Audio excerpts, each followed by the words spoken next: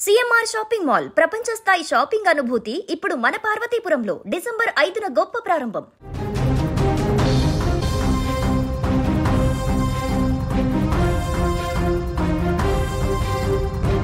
LB Nagar పిఎస్లో విషాదం చోటు చేసుకుంది. గుండెపోటుతో ఎస్ఐ సంజయ్ సావంత్ మృతి చెందారు.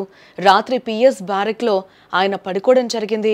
నిద్రలోనే గుండెపోటు రావడం జరిగింది. ఉదయం ఆసుపత్రికి తరలించారు. బట్ అప్పటికే ఆయన మరణించినట్లు కూడా వైద్యులు నిర్ధారించడం జరిగింది. గుండెపోటు మరణాలు ఈ మధ్య కాలంలో చాలా పెరిగిపోతున్నాయని చెప్పుకోవచ్చు.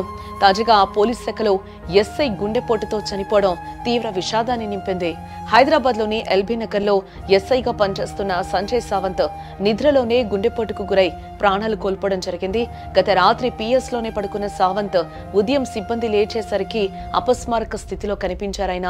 వెంటనే సమీపంలో కామిరేని ఆసుపత్రికి తరలించగా అప్పటికే మరణించినట్టుగా వైద్యులు కూడా నిర్ధారించారు. 1989 బ్యాచ్ కానిస్టేబుల్ నుండి 2011 హెడ్ కానిస్టేబుల్ గా, 2020లో ఏఎస్ఐగా, 2023లో ఎస్ఐగా సంజయ్ సావంత్ పదోన్నతి పొందారు. ఆయన మరణం కుటుంబంతో పాటు పోలీస్ శాఖలో కూడా తీవ్ర విషాదాన్ని నింపిందని కూడా చెప్పుకోవచ్చు. ఈ ఘటన ఎల్బీ నగర్ పోలీస్ స్టేషన్లో జరిగింది.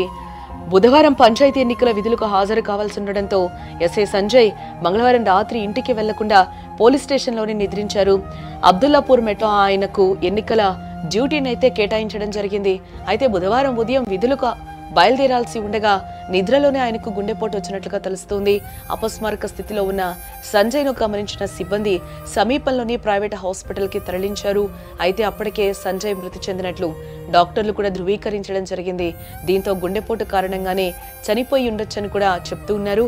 నాచారంలో నివాసం ఉండే సంజయ్ సావంత్ మరణ వార్త తెలుసుకున్న ఆయన కుటుంబ సభ్యులు కన్నీరు మున్నీరుగా విలపించారు. విధి నిర్వహణకు వెళ్లే ముందు అధికారి మృతి చెందడంతో పోలీస్ శాఖలు విషాద ఛాయలలుముకున్నాయి.